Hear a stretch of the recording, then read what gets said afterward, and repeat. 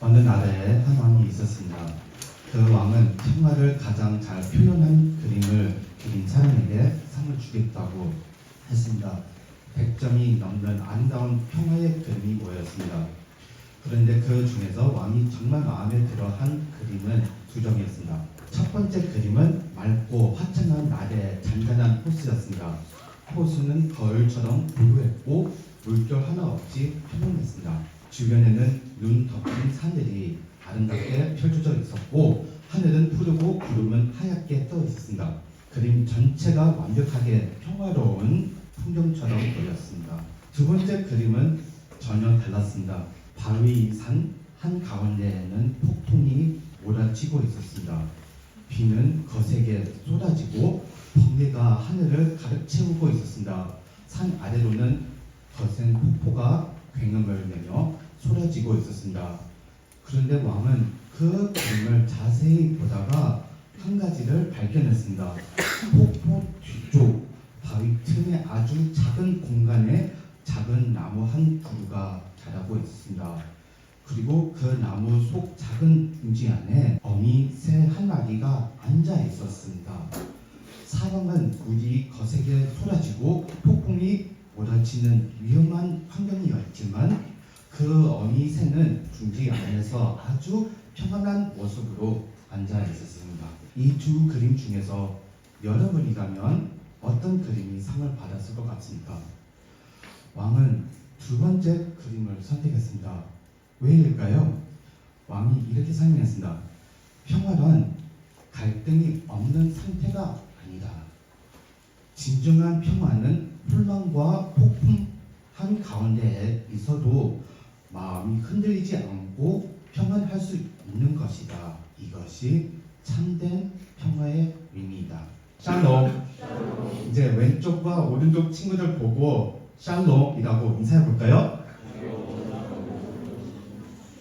우리가 샬롬이라는 말을 들으면 평화를 떠올린다. 성경 시대의 유대인들은 서로를 만날 때 샬롬이라고 인사했습니다. 하지만 샬롬은 단순한 인사가 아니라 축복의 말입니다. 누군가에게 샬롬이라고 말할 때 이런 의미가 담겨 있었습니다. 하나님의 임재가 당신의 평안이 되기를 바란다. May God's presence be your peace. 샬롬. 이제 이번에는 두 손을 펼치고 사방에 있는 친구들을 향해 축복하는 마음으로 샬롬이라고 다시 인사해 봅시다. 네, 샬롬. 자, 사랑하는 여러분, 우리가 살아가는 이 삶 속에서 평안한 하루를 누리는 것이 그렇게 자주 있는 일이 아니죠. 그리고 여러분이 이렇게 열심히 공부하는 이유는 자기 미래 위해서 평안한 인생을 살기 위해 아닙니까? 하지만 여러분은 지금 이 순간에도 평안의 삶을 시작할 수 있습니다. 그런데 그렇게 살지 못하는 이유는 평안이 무엇인지 잘못 이해하고 있기 때문입니다. 우리는 종종 평안을 갈등이 없는 상태라고 착각합니다. 첫 번째 그림처럼 아무 문제가 없고 모든 것이 고요할 때에만 사람들은 자신의 상황을 기준으로 평안을 판단합니다. 그래서 평안은 결국 상황에 따라 흔들리는 감정이 되어버리는 거죠. 문제가 없으면 평안하고 문제가 생기면 평안이 사라지는 것입니다. 하지만 평안은 상황에 의해 결정되는 감정이 아닙니다. 평안은 하나님이 내 삶을 지금도 주관하고 계신다는 것을 아는 믿음의 태도입니다. 이제 요한복음 14장 27절 영어로 같이 읽겠습니다. Peace I leave with you, my peace I give you. I do not give to you as the world gives. Do not let your hearts be troubled and do not be afraid. 이제 한국어로 같이 읽겠습니다. 내가 너희에게 평안을 남긴다. 곧 나의 평안을 너희에게 주노라. 내가 너희에게 주는 평안은 세상이 주는 것과 같지 않다. 너희는 마음에 의심하지 말고 두려워하지도 말라. 오늘 말씀에 따르면 예수님은 우리 믿는 자들에게 이미 평안을 주셨다는 말씀입니다. 이미 받으셨습니다, 여러분. 다시 말해 우리가 받는 평안은 바로 예수님 자신입니다. 예수 그리스도는 어제나 오늘이나 영원히 동일하십니다. 그렇다면 예수님은 우리에게 평안이 되시는 분이십니다.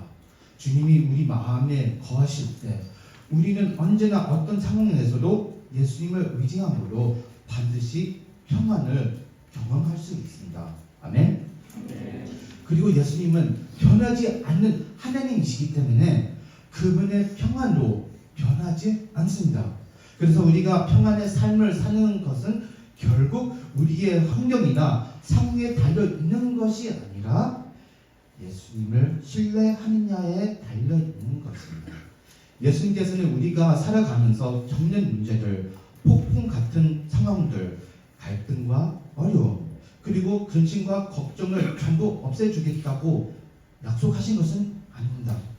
오히려 예수님은 우리가 고난을 당할 때 당황하지 말고 놀라지 말라고 말씀하셨습니다.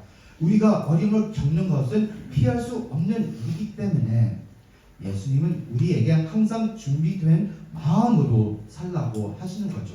하지만 그 모든 상황 속에서도 예수님은 말씀하신다. 근심하지도 말고 두려워하지도 말라. 왜일까요? 바로 하느님의 샬롬 때문입니다. 하느님의 임재가 우리와 함께 하시기 때문입니다. 그러므로 우리가 어떤 상황에 있든지 우리의 마음은 언제나 예수 그리스도 안에서 평안을 누릴 수 있는 것입니다. 자, 여러분, 어려움이 없기 때문에 평안을 가는 것이 아닙니다. 예수님이 우리와 함께 계시기 때문에 우리는 언제나 평안의 삶을 살아갈 수 있습니다. 평안이 우리의 상황에 달려 있을 때 우리는 결코 참된 평안을 누릴 수 없는 것입니다. 잠깐 기분이 좋을 수는 있지만 그것은 오래 가지 못합니다. 사람들이 왜 걱정에 빠지게 되는지 아세요? 자기 삶의 상황을 스스로 통제하려고 하기 때문입니다. So worry is me being in control. 결국 통제하려는 마음이 강해질수록 우리는 더 불안해지고 더 많이 걱정할 수밖에 없습니다. 평안은 완벽한 조건 속에서 만들어지는 감정이 아니라 우리의 삶의 기초입니다. 여러분의 감정이 파도와 같다면 평안은 우리의 마음을 붙잡아 주는 닭과 같습니다. 평안은 하나님이 여러분의 삶을 주관하고 계신다는 것을 믿고 알고 있는 것입니다. 그리고 그걸 신뢰하는 것입니다. 그리고 하나님은 여러분을 사랑하시기 때문에 이렇게 약속하셨습니다. 내가 결코 너희를 떠나지 아니하고 버리지 아니하리라. 세상의 환경은 늘 변하지만 하나님은 변하지 않는 견고한 반석이십니다. 그리고 우리가 그리스도 안에 닻을 내리고 살아간다면 사실 우리는 두려워할 이유가 없죠. 왜냐하면 하나님께서 모든 것을 주관하고 계시기 때문입니다. 여러분 한번 생각해 보세요. 걱정한다고 해서 상황이 달라진 적이 있나요? 당연히 없죠. 오히려 우리를 더 지치게 할 뿐이죠. 상황을 바꾸는 것은 걱정이 아니라 기도입니다. 변하지 않는 하나님을 신뢰하며 그분께 우리의 마음을 맡길 때 우리는 그때 참된 평안을 경험하게 됩니다. 여러분에게 질문이 있습니다. 누가 여러분을 더 사랑할까요? 여러분 자신일까요? 아니면 여러분을 창조하신 하나님일까요? 하나님의 창조물인 우리는 결코 하나님이 우리를 사랑하시는 것보다 더 많이 자신을 사랑할 수 없습니다. 그러므로 여러분 하나님의 계획을 신뢰하십시오. 그리고 하나님이 여러분 삶의 주권자가 되실 때 바로 그때 참된 평안을 발견하게 되는 것입니다. Peace is when you let God be in control. 당연히 우리가 좋지 않은 상황을 마주하게 될 때 기분이 좋을 수는 없습니다. 하지만 예수님은 이렇게 말씀하신다. 너희 마음에 근심하지도 말고 두려워하지도 말라. 내가 너희와 함께하는 하나님이기 때문이다. 이제 여러분, 주님의 평안을 누리고 싶으면 평안에는 두 가지 단계가 있습니다. 여러분 따라하세요. Let go. Let go는 여러분의 짐과 염려를 십자가 앞에 내려놓으면 됩니다. 그리고 두 번째 단계가 제일 중요합니다. 여러분 따라하세요. Let God. Let God은 예수님께 모든 무거운 짐을 맡기고 신뢰하면 주님께서 우리의 모든 문제를 가장 선하게 해결해 주실 것입니다. Will you learn to let go?